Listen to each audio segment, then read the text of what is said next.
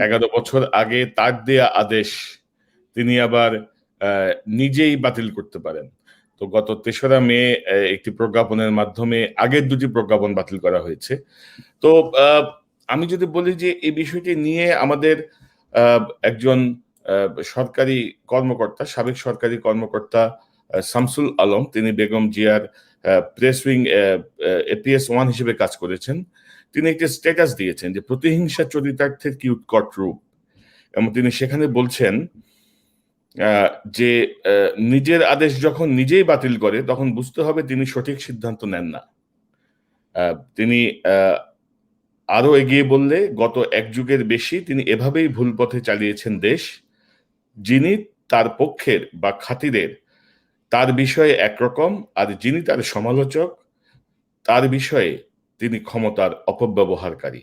আমরা খুব সংক্ষেপে তার স্ট্যাটাসটির 2টি লাইন পড়লাম। তো আপনার প্রতিক্রিয়া কি? এই যে আপনার কর্নেল পদবি কেড়ে নেওয়া হয়েছে, এই যে আপনার অবসরকালীন সুবিধা বাতিল করা হয়েছে, আপনার প্রতিক্রিয়া জানতে চাই, দর্শক জানতে চাই। প্রচুর ইমেল পেয়েছি আমি, প্রচুর মানুষ ইনবক্স করেছেন, আপনার বক্তব্য জানতে চাই। আপনি যদি একটু আপনার প্রতিক্রিয়া জানান। জি, থ্যাংক ইউ ভেরি মাচ। আমি দেশবাসীকে ঈদ মোবারক জানাচ্ছি। ঈদের খুশি হলো যে সফলতার সাথে আপনারা রোজা পালন করেছেন। আল্লাহ 30টা রোজা আপনাদের করতে দিয়েছে, বাঁচিয়ে রেখেছে কষ্টের মধ্যেও।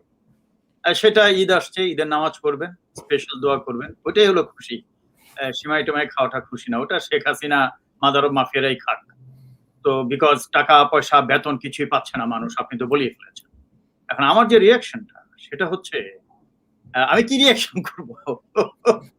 এই আদেশটা যখন আসছে আমি ছিলাম সাইলেন্ট ইবাদতে। এটা জানি না আপনি জানেন কিনা, আমাদের পবিত্র কোরআনে, আমি দেশবাসীকেও জানাচ্ছি যে শুধু 5 ওয়াক্ত নামাজ পড়লে রোজা রাখলেই আল্লাহকে জোর করে যদি কিছু পেতে হয়, স্পেশাল কিছু করতে হয়। সূরা 3 নম্বর সূরা আল ইমরানের 41 নম্বর আয়াতটা যদি পড়েন আগে পিছনে, আমি ওই জিনিসটা করেছি। 3 দিন কথা বলতে হয় না।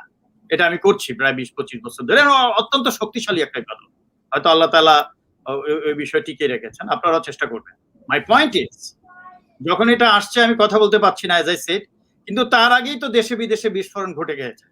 মানুষের এত লেখা, এত কিছু, যে এরকম যদি নিম্ন মনোবৃত্তির লোকরা দেশ প্রধান হয়, এত দেশে কি অবস্থা হতে পারে আপনি দেখতেই পাচ্ছেন।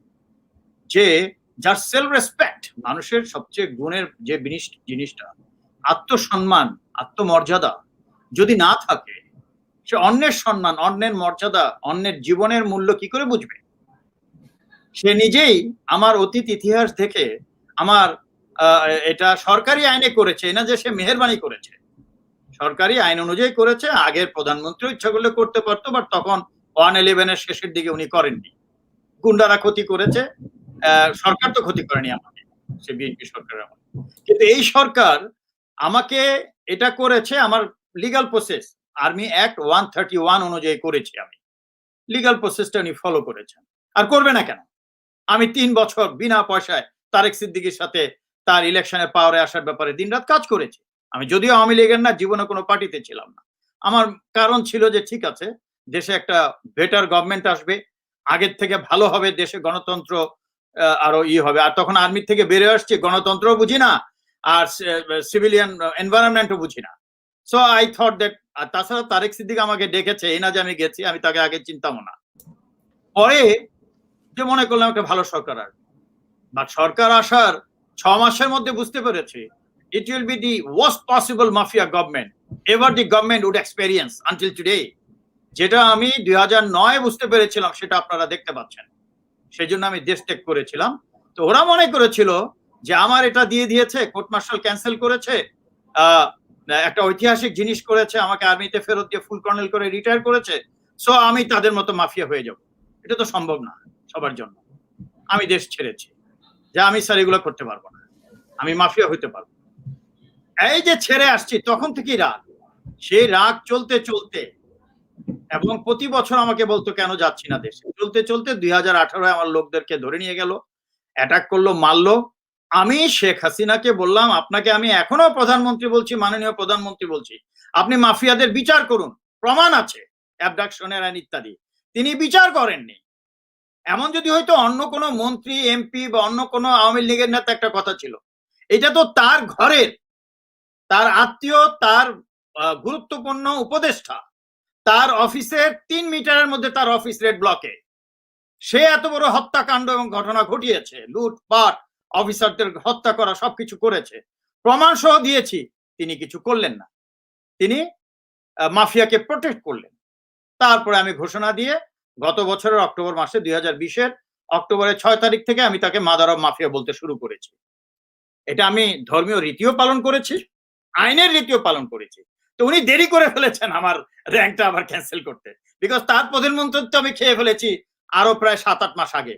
সে তো মাদার অফ মাফিয়া, এমনি তো অবৈধ ছিল, ঠিক আছে 2018 থেকে, তবুও আমি ধরে নিয়েছি যে মানুষ হবে এরা।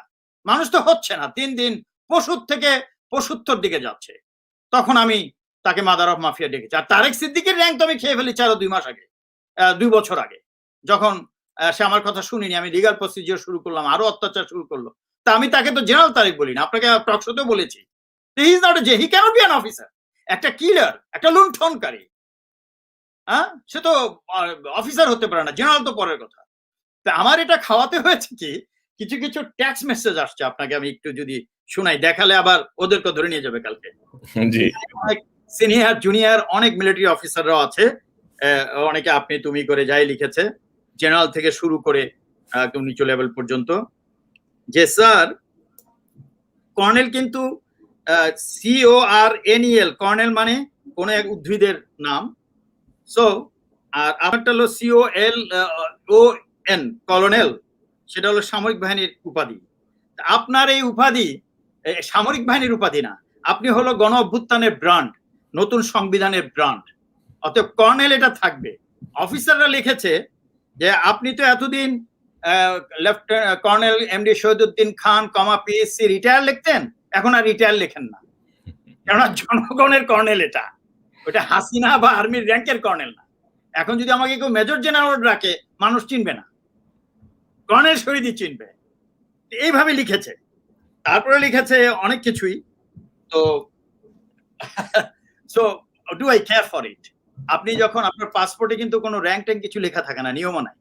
আমার পাসপোর্টে মোহাম্মদ শহীদুদ্দিন খান লেখা আছে, কর্নেল লেখা নাই। আমি তো দেশে যেতেই পাচ্ছি না, কর্নেল থাকি কি আর না থাকি, যে পেনশন পাই কি না পাই, আমার টাকা পয়সাই তো সব লুট করে নিয়ে গেছে, আমার বাড়িঘর নিয়ে গেছে, আমাকে যাবজ্জীবন কারাদণ্ড দিয়েছে, 10 বছর 5 বছর জেল দিয়েছে। তার মানে কি ওগুলো মিথ্যা?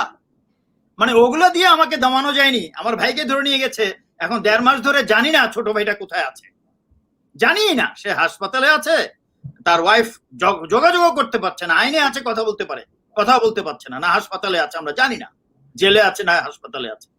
সো এত কিছু করার পরে এখন শেষ পর্যন্ত এটাও করতে হলো। তার মানে আগের গুলো দিয়ে দমেনি, এখন এটা দিয়ে যদি দমে, এইগুলো দমে নাকি? এগুলো কি মানুষকে ফ্রাস্ট্রেট করে নাকি? আপনি যখন একটা যুদ্ধে নেমেছেন, না সে যাবে। আপনার কর্নেল পদবি থাকলেও কি না থাকলেও কি, আপনার পেনশন থাকলেও কি না থাকলেও কি, তো আপনার কোটি টাকা আটকে রেখেছে, আর পেনশন কি, বাড়িঘর লুট করে নিয়েছে, আর এটা তো, আর আমি তো বিদেশে আছি, আর এখানে কর্নেল নাম টামের কোনো কিচ্ছু আসে যায় না এখানে, ইট ডাজন্ট ম্যাটার। আপনি কি মনে করেন শুধু শহীদ বলতে চায় না, কর্নেল শহীদ চিনে ফেলেছে কোটি কোটি মানুষ, ওটাই লিখেছে তারা। Now colonel Shahid is a brand name, এটাতে কর্নেল আপনার পদবি না, কর্নেল আপনার নামের অংশ হয়ে গেছে এখন। আরেকটা কি বলেছে জানেন, যে তার যে যোগ্যতা নেই, এদের যে কোনো রাজনৈতিক যোগ্যতা, প্রজ্ঞা এবং লজ্জা শরম নেই, আবার প্রমাণ হলো। হ্যাঁ, শুধু তাই নয়, বর্তমান যে সংবিধান, সেই সংবিধানে প্রধানমন্ত্রীর যে শপথ, অনুরাগ বা বিরাগের বশবর্তী হইয়া কোন সিদ্ধান্ত গ্রহণ করিব না, তো উনি তো আপনার প্রতি বিরাগ বশবর্তী হয়ে সিদ্ধান্ত নেন। আরে আইন ভঙ্গ করেছে তো, জানেন তো কি আইন? আর্টিকেল 45, ওখানে স্পষ্ট লেখা আছে, military will run, armed forces will run all by its own laws, that has been defined, যেটা আর্টিকেল 45 অফ দ্য কনস্টিটিউশন। আর আর্মি অ্যাক্ট যেটা আছে 247 page or something like that, নোটসে আছে, ইফ আই ক্যান রিমেম্বার, ওখানে আছে কোন arm forces officer যখন রিটায়ার করবে বা রিলিজড হবে বা ডিসমিসড হবে, তার সব পেনশন টেনশন নেওয়ার পর যদি 6 মাস পার হয়ে যায়, there is no liability, he does not form part of the government. Government means military প্রশাসনের হি বিকামস নর্মাল সিটিজেন। ঠিক আছে, এই যে পিএনজি টিনজি দেয় না army, it is the ultra vires of the constitution. Sheikh হাসিনাই যখন আইন ভঙ্গ করে, আপনি 11 বছর পরে একজনের র্যাঙ্ক নিয়ে নিচ্ছেন, হুইচ ইজ ইলিগাল। আর্মি আইনে বলেন, কনস্টিটিউশনাল আইনে বলেন, she can't do this, but it doesn't matter। সে আইন মানুষকে হত্যা করে তামা ফেলছে, আমার মতো শহীদের কর্নেল ফর্নেল জেলে কি হবে? কত মানুষের জীবন ধ্বংস হয়ে যাচ্ছে, মানুষ খেতে পাচ্ছে না, কোনো চিকিৎসা নাই। আজকে ভ্যাকসিন সেকেন্ড ডোজের খবর নাই, আর মানুষ জেলে আছে না কোথায় আছে, দেশে বিদেশে মানুষ, আপনি জানেন না বিদেশ থেকে কত মানুষ কাঁদছে, তাদের পাসপোর্ট পায় না। মানে অরাজকতার যে একটা কি বলবো, এটা আমার মনে হয় না মধ্যযুগে এরকম ছিল কোনো একটা দেশ আজকে হাসিনা সরকারে। অতএব আমার র্যাঙ্ক স্মল ম্যাটার নিয়ে আমি চিন্তা করি না। এখানে একটা যুদ্ধ শুরু হয়েছে, হয় হাসিনা হারবে এবং গণতন্ত্র আসবে, নতুন সংবিধান আসবে, আনে Shahid Khan, I may die but I will win. আমি মরে গেল এই বিপ্লব গণ অভ্যুত্থান জিতবেই জিতবে, হাসিনার পতন হবেই হবে, জনগণের শাসন আসবেই আসবে। আপনি লিখে রাখুন, ইভেন ইফ আই ডাই। তো কর্নেল শহীদ, আপনি আপনার আলোচনার শুরুতে বলছিলেন যে আপনি 3 বছর সরকারকে ক্ষমতায় আনার ব্যাপারে তারেক সিদ্দিকীর সঙ্গে কাজ করেছেন। কি কাজ করেছেন? অর্থাৎ এটা কিন্তু অনেকে আমার কাছে জানতে চায় যে একটা সময় তো কর্নেল শহীদের তার মেধার ব্যবহার করেছেন আওয়ামী লীগকে ক্ষমতায় আনার জন্য। তিনিও কর্নেল তারেক সিদ্দিককে সহায়তা করেছেন। কি কাজ করতেন তখন আপনারা একটু সংক্ষেপে জানতে চাই।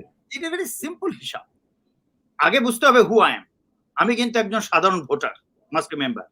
আর আমি সবসময় গণতন্ত্রের ডেফিনেশনে বলি, it's all about the performance of the government.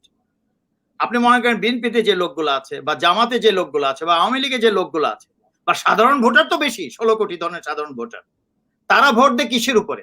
সরকার কি পারফরমেন্স করলো সেটার উপরে ভোট দেয়। একবার এতে দেয়, একবার বিতে দেয়, একবার সিতে দেয়, তাই না? আমি সে সাধারণ ভোটার। সো আমি দুঃখিত হয়েছি 4 দলীয় সরকারের সময়। দুঃখিতটা কি, যে আমি বলবো সরকার করেনি, আমি বললাম না গুন্ডারা করেছে। সরকার যদি করতো আমি জেলে যেতাম। সরকার বিচারে ইন্টারফেয়ার করেনি, সেজন্য বিচারে তারা আরো ভালো কথা বলেছে। আমার চাকরিটা চলে গেল। চলে যাওয়ার পরে আমি স্বাভাবিক, আমি চাকরি খুঁজছিলাম, পাচ্ছি না, যেহেতু বরখাস্তকে চাকরি দিবে না, রিটায়ার